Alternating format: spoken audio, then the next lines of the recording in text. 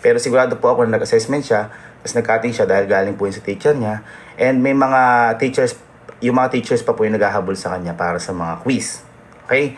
So ngayon, nag-decide po kami na pauwiin muna siya kasi hindi po kami nagkulang sa ilang beses na pagpapaalala. Ngayon, baka yung magulang na po niya yung dapat kumausap o magturo sa kanya kasi iniisip po namin lahat po nagawa na namin. So baka po mamaya kami po yung may pagkakamali, lahat nagawa namin.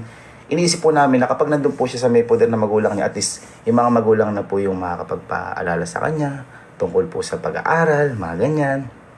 So ayun po yung reason namin.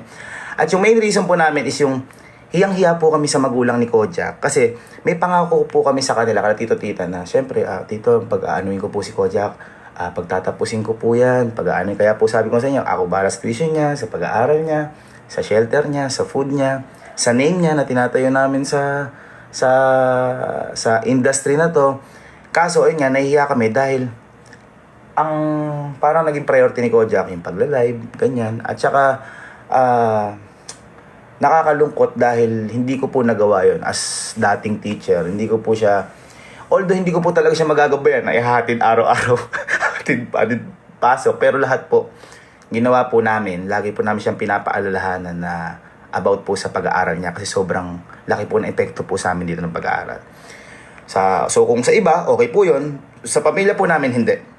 Dahil isang malaking kayamanan po sa amin yung pag-aaral, kung makaka-apekto po yung pag-vlog o yung pagla-live niya tungkol sa pag-aaral niya, hindi po ako makakapayag. Kasi ayoko pong maging hadlang po kaming pamilya niya para sa pangarap niya, para sa pag-aaral niya. Yun po yung gusto naming iparating. So, next po, kaya po sila Kelsey, sila Kalo, wala pa rin silang page, wala silang vlog. Kung mapapansin nyo, hindi sila yung talagang literal nagbablog kasi ayaw nilang mahati yung oras nila. Gusto nila mag-focus sa pag-aaral. Silang dalawa na yun mismo. And kahit ngayon, parang may ginogol pa sila. Kasi meron na kami vlog pero ayaw nila. Kumbaga, priority first pag-aaral. At saka po, kahit po si Kalon, pinauwi ko po yan. Nung umpisa pa lang po kami, nag-umpisa pa lang po kami, pinauwi ko po yan. Kasi nung nakaramdam po yan ng sarap, medyo na naging manginginom naman si Kalo, ganyan. Pero binago niya yung sarili niya, pero wala akong kahit na ano sinabi sa kanya. 3 buwan na nawala si Kalo sa amin. As nung pinabalik namin, sobrang grabe yung epekto kay Kalo. As in, grabe pag-aaral niya ni Kalo, nakatapos, regular, sobrang grabe yung lesson na natutunan ni Kalo sa pangyayaring yun. Tough love, sabi nga, mahirap pero kailangan. Then, kaya nung pinauwi namin si Kojak at sinabi namin sa vlog, kasi sinasabi lang namin po na dumating yung tatay niya. Pero lahat po yun, ginagawa lang namin yun. Dahil inaalalayan po namin si Kojak, dahil tinitingnan po namin na baka maging okay bigla. Kasi gustong gusto rin po namin bumalik agad si Kojak sa amin. Pero yun nga po, mahirap naman po kung walang, ang tawag doon, walang sense ng improvement. So ganun. Again, nagsisinungaling po kami doon. Sinasabi namin, nandiyan lang po yung tatay niya, kaya kaya pinauwi namin. Nagsisinungaling lang po kami doon. Sinasabi lang po namin yun para humiram po kami ng time para tingnan po siya at saka, ang tawag doon, yung manmanan kung nag-i-improve o hindi. Kasi gusto namin siya kagad bumalik.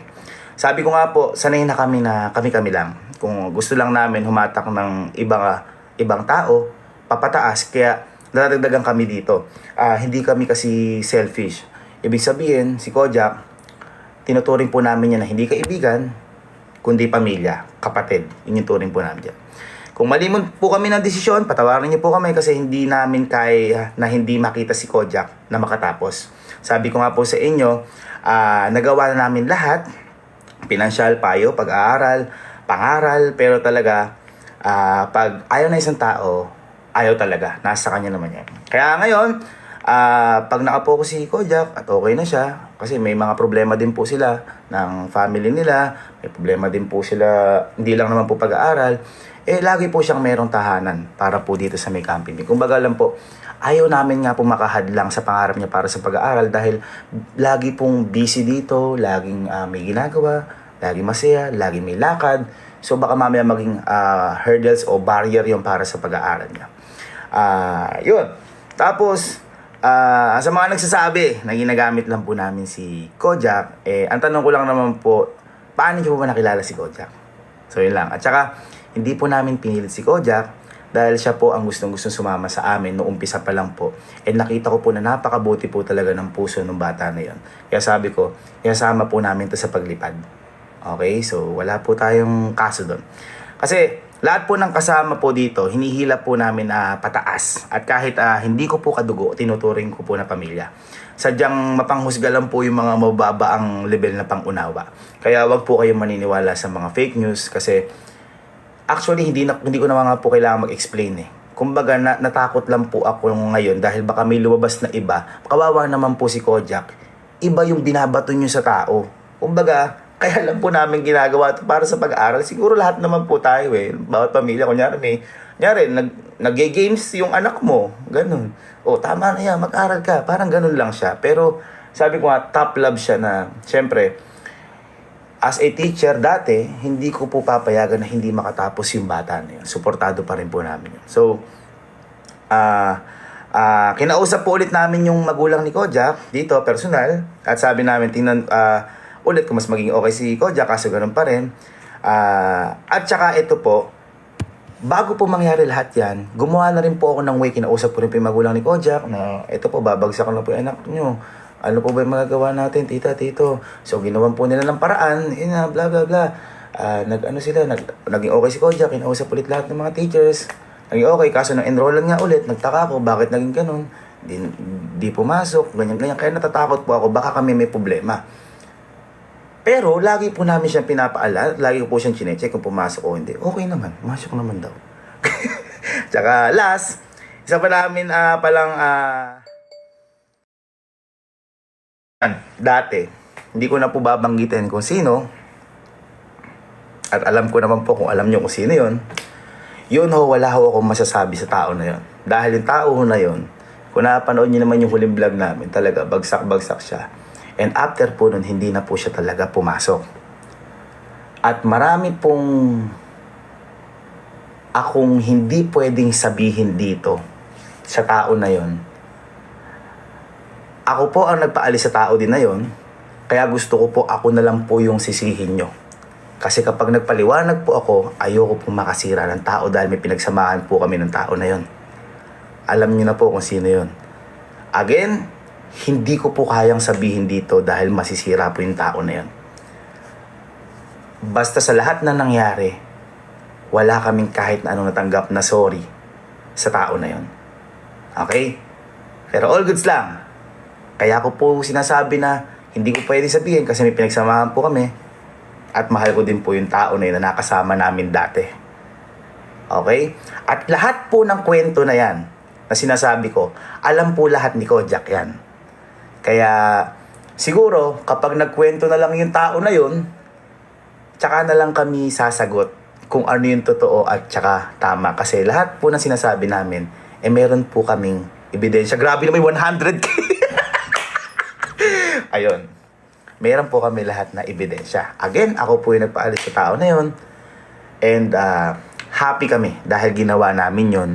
At buti na lang ginawa namin yun dahil nakita namin yung tunay na motibo. Okay? So, okay po tayo. Actually, ang pinaka nalulungkot dito ay si Kalo. Kasi siya yung nagpasok sa dalawa kasi kaklase nga po nila yan. Ako, never namin sila pinilit sa lahat. Kaya gusto ko isama sa amin para kahit paano makatulong ako sa simula para sa pagtatag ng pangalan po nila. Tapos, balik po tayo kay Kojak, yung mga maliliit po na reason. Minsan, magpapaalam po si Kojak pero nasa bahay na po nila. So, ang wino-worry ko po doon, nasabi ko rin po ito kay tita tito, baka pumamaya dyan, may mangyaring masama, ano po mukhang ihaharap ko sa kanila? Sa amin nakapoder. Nagpaalam, nandun na sa kanila. At ang masama pa po dito, may mga times po na hindi po nagpapaalam si Kojak. Actually, si Kelsey din. Kaya po may time po dito na nag-ban po kami sa kanila hanggang alas 12, bawal na silang lumabas kasi may time po na umiinom sila, baka mamaya nagdadrive sila, ma-aksidente, ganyan. So, yun po yung mga reason. Ngayon, tingnan ko lang po dito. Tapos po, isa pa mong reason, may content po kami. Minsan, hinihintay pa po namin si Kojak, so nadidelay kami. Minsan naman po, nakakalimutan niya na may content kami, planado na lahat. So sabi ko nga po, ito seryoso po kami sa bagay na to kasi may mga taong naghihintay po sa amin para sumaya. So hindi po namin po pwedeng huminto kami para sa iba. Pangarap po namin to at pagpapatuloy po namin to kahit na ano po mangyari. So yun po yung mga small reason patungkol po kay Kojak. Pero again, sa isang tao na sinasabi ko sa dati namin nakasama, hindi na po ako magsasalita doon. So, ayun po. Hanggang dito na lang po. At marami pa po. Pero hanggang dito na lang po. Kahit kay Kojak at saka sa isa, marami pa po. Pero hanggang dito na lang po. At least nalaman niyo po yung mga yung mga reasons. So, again, kami pong pamilya, binigay po namin lahat. At hindi po kami nagkulang sa lahat. Pero kung ang tingin nila nagkulang pa kami, kami na po ang humihingi ng kapatawaran dahil di namin na-meet yung expectation nila sa pag-aaruga sa kanila. And gusto ko lang po sabihin na magmahalan lang po tayo parati, mag-aral tayo ng mabuti, at ang pag-aaral at diploma, yan po ang panghabang buhay na kayamanan. At kay Kojak, focus ka lang parati sa pag-aaral. Andito lang kami mga kuya mo, mahal na mahal ka namin. At least nalaman mo yung side namin to, mahal na mahal ka namin. Sabi ko nga sa'yo, like kang may bahay dito, wala tayong kahit na basta ang gusto lang namin makatapos. Hindi kami po pwedeng maging humps mo, kumbaga sa motor, para huminto ka. Gusto ko patuloy kang mag-aral at lagi kami nakasuporta dito. Again, mga ma'am and sir, maraming salamat po sa inyo at maraming salamat din po sa mga sumusuporta sa amin. Gusto ko lang po sabihin sa inyo to dahil deserve nyo rin po ito malaman. At gusto ko rin po sabihin sa inyo na lagi po tayo magkalat ng pagmamahalan dahil hindi po sa lahat ng pagkakataon na nakikita natin negative. Ginagawa lang po natin yung isang bagay para maitama natin yung bagay na nakikita nating mali. So yun lang po. Maraming salamat po. Grabe na may mga viewers. maraming salamat po at mahal na mahal po namin kayo. Thanks so much po. I love you so much. Bye.